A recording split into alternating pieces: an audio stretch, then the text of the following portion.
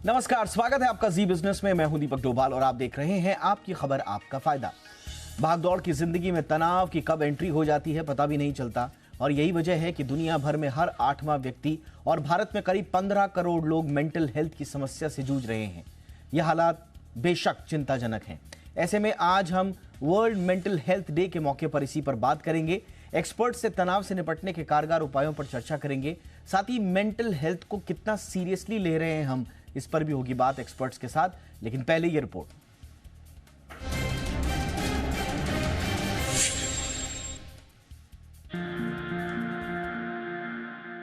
बच्चों और यूथ में पढ़ाई लिखाई और कंपटीशन को लेकर तनाव, नौकरी पेशा लोगों में काम का प्रेशर, किसी को पैसे का तो किसी को पारिवारिक वजहों से तनाव।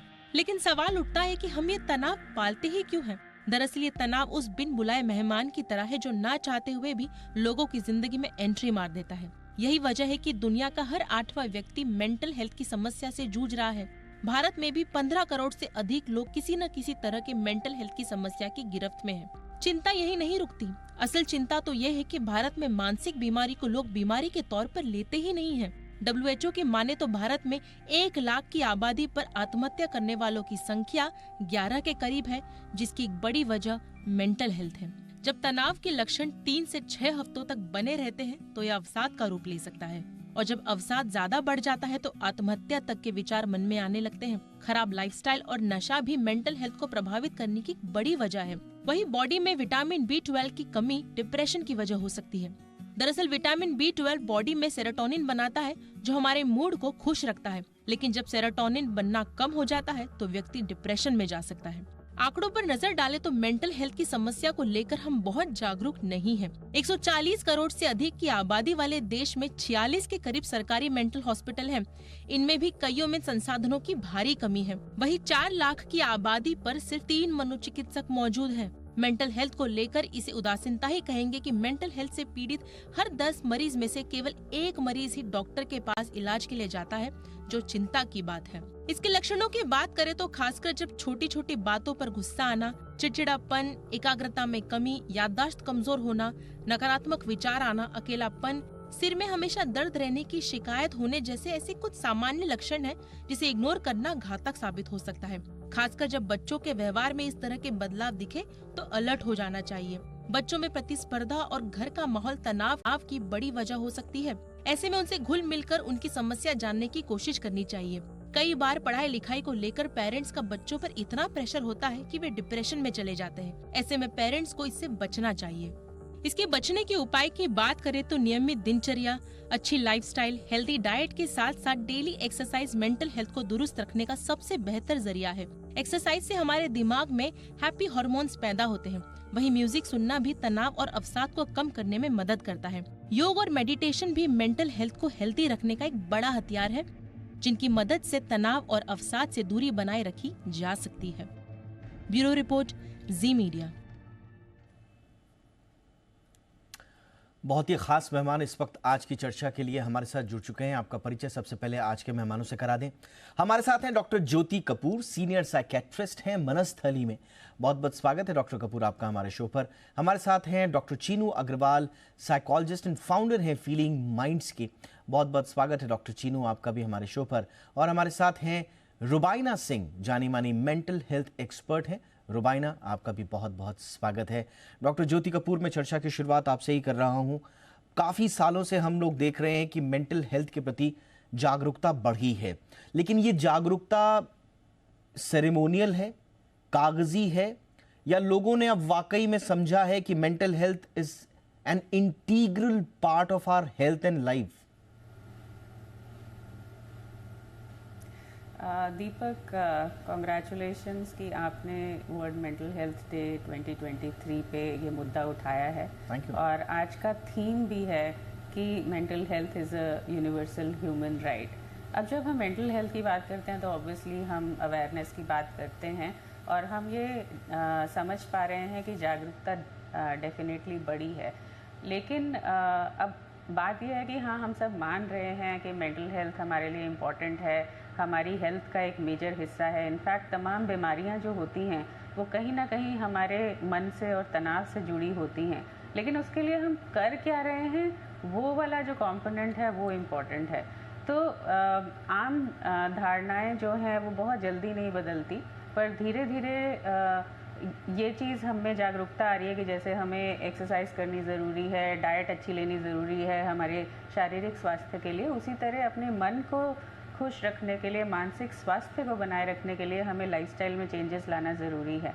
पर साथ के साथ जब हमें परेशानी हो तो हम डॉक्टर के पास जा सकें, उनसे राय ले सकें, और जो सर्विसेज हमारे पास अवेलेबल हैं उनको हम यूज़ करके बेहतर हो सकें। वहाँ अभी भी कहीं ना कहीं रुकावट है, एक तरह का मेंटल ब्लॉक है, और आई होप कि इन प्रोग्राम्स के ज़रिए आप जब इन मुद्दों को उठाते हैं तो वो जागरूकता और वो एक्सेप्टेंस बढ़ती है, और होपफुली वो आगे भी बढ़ती रहेगी। एब्सोल्युटली, ये आपने बिल्कुल सही कहा। डॉक्टर चीनू, हम देख रहे हैं कि इसके सिर्फ एक इंडिविजुअल पे असर नहीं है, बल्कि मेंटल हेल्थ की प्रॉब्लम्स को अगर हमने एड्रेस नहीं किया, ठीक नहीं कहा, तो ये शुरुआत में परिवार, फिर समाज, फिर पूरा देश और फिर पूरी ग्लोबल इकोनॉमी को इफेक्ट करती है।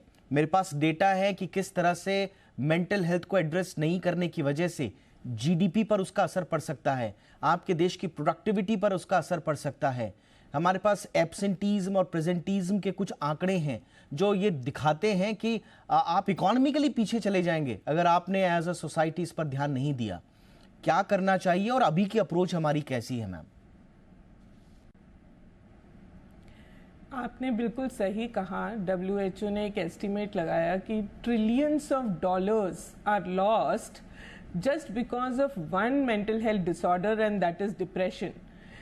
हमारे यहाँ इंडिया में डिप्रेशन और सोशल एंजाइटी लीडिंग डिसऑर्डर्स है। एक एग्जाम्पल के लिए हम लेते हैं कि 4 में से 1 को सोशल एंजाइटी है। सोशल एंजाइटी होने का मतलब ये है कि वो अपने ऑफिसेज में, वर्क प्लेसेस में जाकर प्रेजेंटेशन नहीं कर पाएंगे, अपने कस्टमर्स के साथ ठीक से डील नहीं कर पाएंगे। तो ऑल्दो वो एम्प्लॉयड है, पर उनकी एफिशिएंसी और एफिकेसी नहीं हो पाएगी until there confidence is built और उनका जो सोशल एंजाइटी है उसको हम ट्रीट करें। तो सीधा असर जीडीपी पर है ही।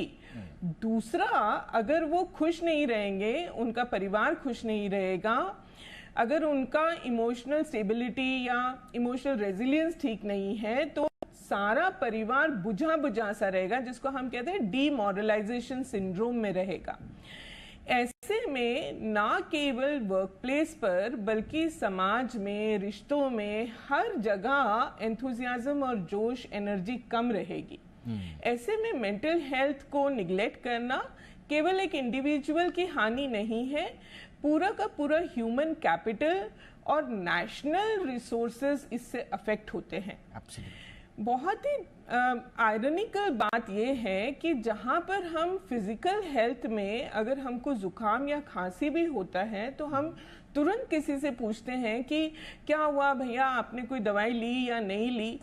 पर मेंटल हेल्थ का जहाँ पर जिक्र आता है तो दिनों दिन कोई सोया ना हो, बहुत दिनों तक भी अगर किसी ने खाना नहीं ठीक से खाया हो, कोई ठीक से बातचीत नहीं कर रहा हो, तो हम उस पर ध्यान नहीं देते। हम सीधा केवल ये बोल देते हैं कि अरे भाई ठीक हो जाएगा सब कुछ, ऐसी भी क्या बात है फिक्र की।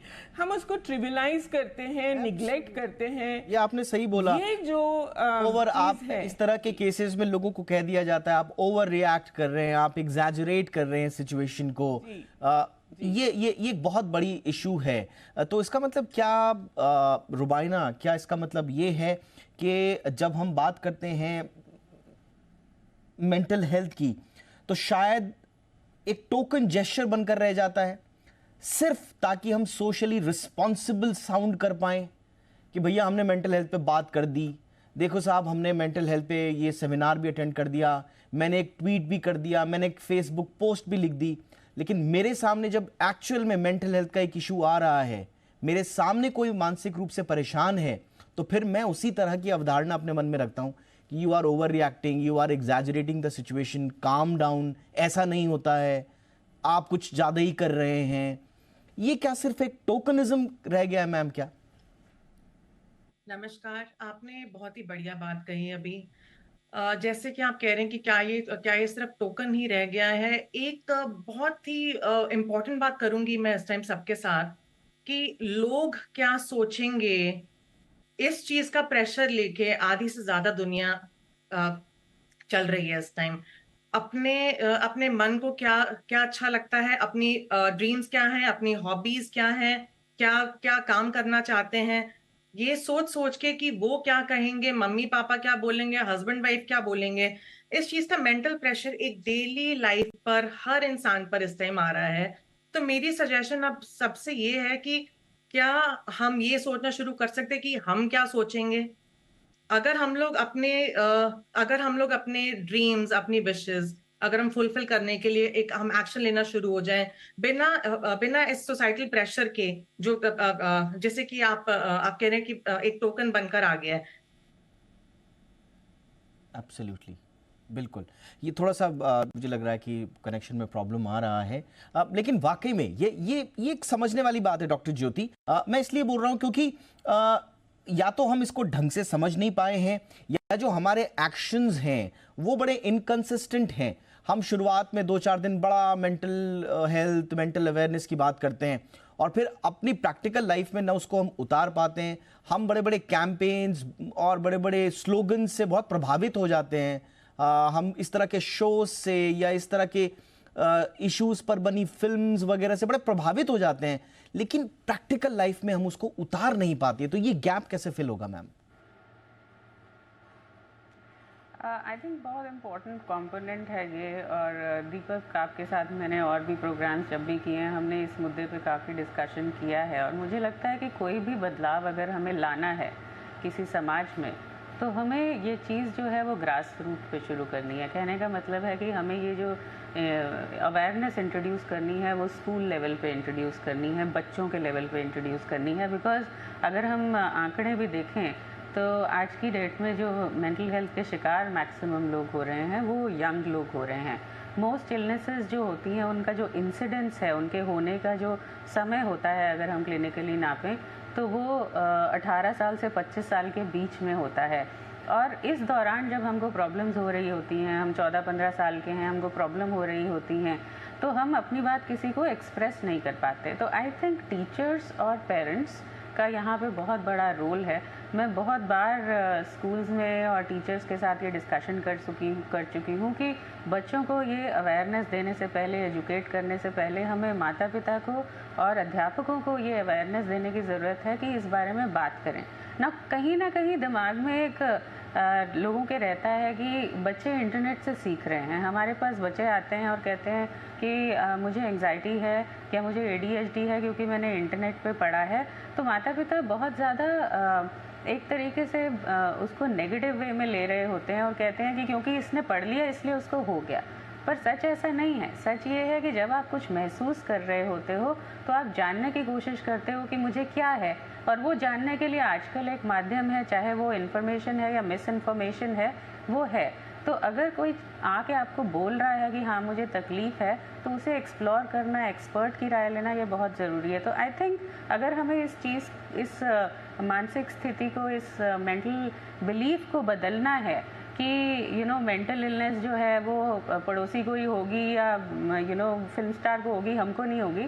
तो हमें इस बिलीफ को बदलने के लिए we have to start at the grass root, जिसका मतलब है कि हम स्कूल्स में बात करें, हम अभिभावकों से बात करें, पेरेंट्स से बात करें, और बात के साथ साथ हमें स्क्रीनिंग करने की ज़रूरत है ना। ये वाला एक एलिमेंट है जो मैंने अभी रिसेंटली 1-2 गवर्नमेंट एडमिनिस्ट्रेशंस में भी बात की है कि हम जैसे फिज़िकल हेल्थ चेकअप कराते हैं तो हम एक मेंटल हेल्थ स्क्रीन भी करा सकते हैं। सिंपल सा क्वेश्चनर है, कुछ जानकारियां हैं जिससे हमें एक पर्टिकुलर पॉपुलेशन या पर्टिकुलर व्यक्ति की वल्नरेबिलिटी आंकी जा सकती है कि हाँ इसमें दिमागी तौर पे तनाव सहने की क्षमता कितनी है और क्या किया जा सकता है, और वहाँ से हम इन चीज़ों को हैंडल करना शुरू कर सकते हैं। तो आप सही कह रहे हैं, हम बातें करते हैं और फिर उसके बाद जब हमारे साथ कुछ होता है या घर में होता है तो हम उसे इग्नोर करना चाहते हैं। हम वो शुतुरमुर्ग वाला जो प्रवृत्ति है उससे हमें बाहर निकलने की ज़रूरत है।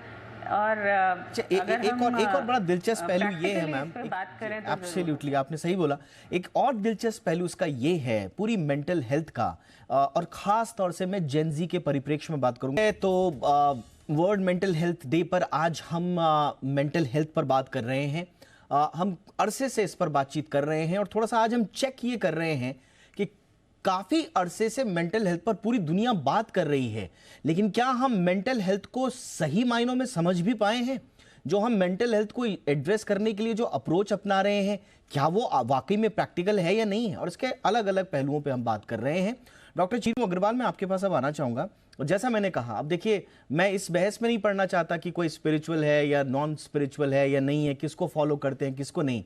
मैं सिंपल मैं इनको सबको सम अप करूं तो किसी ना किसी रूप में फिलोसफिकल टीचिंग्स ही आती हैं। हर किसी की अपनी अपनी फिलॉसफी होती है, लेकिन क्या ये फिलोसफिकल टीचिंग्स टेम्परेरी सॉल्यूशन है? क्या ये मेंटल हेल्थ से जुड़े हुए स्टिग्मा को एड्रेस करती हैं?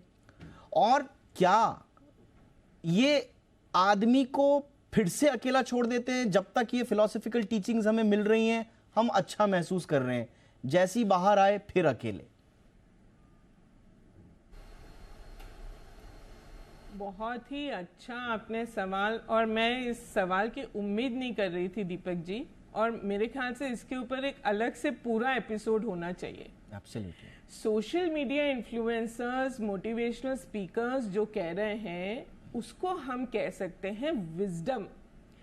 Wisdom is completely different than empirically evidence based science of psychology. मनोविज्ञान मन का विज्ञान है। इसमें कौन सी चीजें किस विकार के वक्त काम आती हैं, ये पूरा एफिकेसी स्टडीज के द्वारा, रैंडमाइज कंट्रोल ट्रायल्स के द्वारा हम स्थापित करते हैं। जब हम बिना उसकी जानकारी के, जो हमें समझ में आ रहा है, उसको हम प्रोपगेट करते हैं as if it is the absolute truth, और ये बिल्कुल पैनेशिया है, तो हम बहुत बड़ा डैमेज कर रहे हैं, लोगों के मानसिक स्वास्थ्य के साथ खिलवाड़ कर रहे हैं। देखिए, अच्छी बातें बोलना, पॉजिटिव थिंकिंग करना, बहुत सारे अच्छे अच्छे कोट्स बता देना, एनेक्डोट्स बता देना, ये एक हद तक काम करेगा, जहां तक आप कह रहे हो कि ये एक विजडम है जो किसी के भी कभी भी काम आ सकती है। Absolutely. पर जब हम मेंटल इलनेस की, मेंटल डिसऑर्डर्स की बात कर रहे हैं, तो ये काम आने वाली बातें नहीं है। और हम लोग भावुक होकर फॉलोअर्स के पीछे भागने लगते हैं, अरे उन्होंने ये तो बहुत अच्छी बात करी, ये करी वो करी, पर ये जो बातें सुनने तक सीमित रह जाती हैं, इनको इम्प्लीमेंट करने का the process of how to implement it, ये अधूरा रह जाता है, जिसकी वजह से ये कारगर नहीं होती। यानी कि कुछ वैल्यूएबल पर्सपेक्टिव्स और स्ट्रैटेजीज जरूर ऑफर करती हैं इस तरह के फिलोसॉफिकल टीचिंग्स, लेकिन ये कोई जरूरी नहीं है कि वो परमानेंट सॉल्यूशन हो। डॉक्टर ज्योति, अक्सर हम मेंटल हेल्थ को जोड़ देते हैं, जैसा मैं इसी के कंटिन्यूशन में बात कर रहा हूं, कि उस व्यक्ति ने ये मकाम हासिल किया, उसने कौन सा रास्ता अपनाया, अगर मैं वो रास्ता अपना लूं तो मैं एक सक्सेसफुल इंसान कहलाऊंगा। और शायद हम सक्सेसफुल हो जाने को ही मेंटल पीस मानने लगते हैं। ये बहुत बड़ी धारणा है आजकल। जो सक्सेसफुल है वही शांत है, उसी के मन में सब कुछ निर्विकार भावनाएं हैं और शांति चल रही है। ये धारणा आपको कैसी लगती है? सबसे पहले तो दीपक, मैं बहुत सहमत हूँ डॉक्टर चारू ने जो अभी बात कही है कि जब हम सोशल मीडिया पे जाते हैं तो एक टर्म आने लगी है कि टॉक्सिक पॉजिटिविटी। मतलब हम इतना ज़्यादा फोकस कर रहे हैं पॉजिटिव पे कि ऐसा लगता है कि सब कुछ पॉजिटिव ही होना चाहिए, और वहाँ पे कई लोग जो उसको नहीं फॉलो कर पा रहे हैं वो और ज़्यादा डिस्करेज होने लग जाते हैं। तो सबसे पहले ये चीज़ एक्सेप्ट करना ज़रूरी है कि हेल्थ जो है वो एक जर्नी है, एक प्रोसेस है, चाहे वो फिजिकल है चाहे वो मेंटल है। और हमारे को जब वेलनेस की हम बात करते हैं वो एक स्पेक्ट्रम पे है, किसी को कम तकलीफ है, किसी को ज़्यादा तकलीफ है, किसी की तनाव सहने की क्षमता कम है, किसी की तनाव सहने की क्षमता बेहतर है, किसी के जेनेटिक कंपोनेंट्स बहुत स्ट्रांग है, किसी के एनवायरमेंटल फैक्टर्स हैं जो कि नेगेटिव हैं।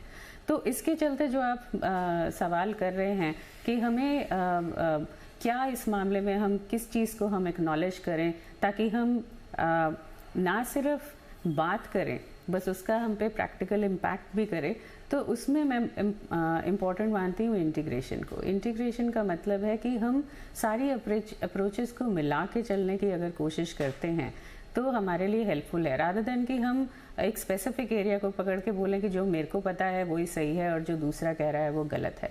तो ये जो एक अप्रोच है, रिजिड अप्रोच बोल लीजिए, या एक अपने आप को ही सर्वे सर्वा मानने की अप्रोच जो है वो नुकसान करती है, बिकॉज कोई भी व्यक्ति सब कुछ नहीं जानता, किसी भी के भी पास सारे सॉल्यूशंस नहीं हैं।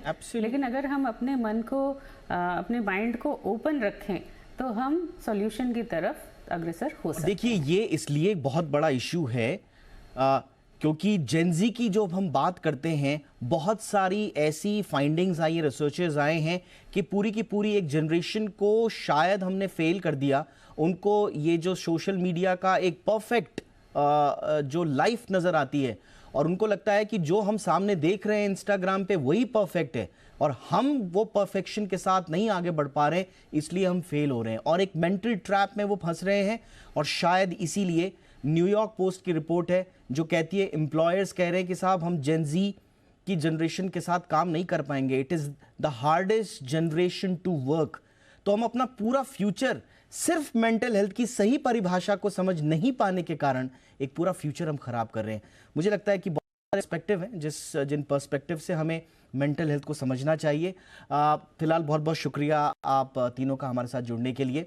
बहुत कुछ बातें करना अभी बाकी है, लेकिन सेरेमोनियल ना हो, वो बातें ऐसी ना हो जिसमें सोशल सपोर्ट लैक करता हो। एक बात जो मैं बार बार कहता हूँ कि वन ऑन वन इशू नहीं है ये मेंटल हेल्थ का, इसके लिए आपको एक सोशल सपोर्ट चाहिए होता है, वो बहुत ज़रूरी है। चाहे आपके इन्फ्लुएंसर हैं, गुरु हैं या फिर आपके डॉक्टर क्यों ना हो, वन ऑन वन इशू नहीं है।